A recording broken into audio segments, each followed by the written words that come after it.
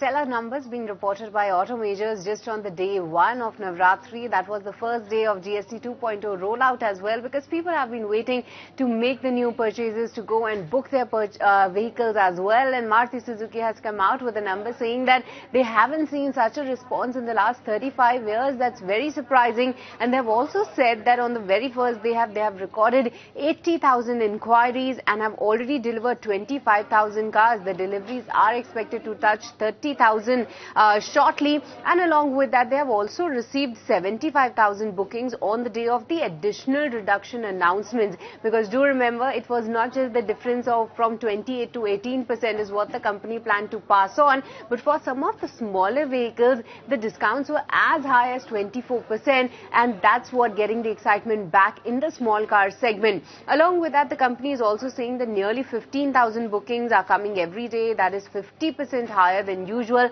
post the price reduction announcement, and the demand for small cars especially, that remains to be quite very high. The inquiries are very healthy as of now, and that's compared to last year. The overall response is exceptionally strong is what the company is highlighting. And along with that, even Hyundai Motors has come out with the announcement saying that just on the day one they have recorded 11,000 dealer billings.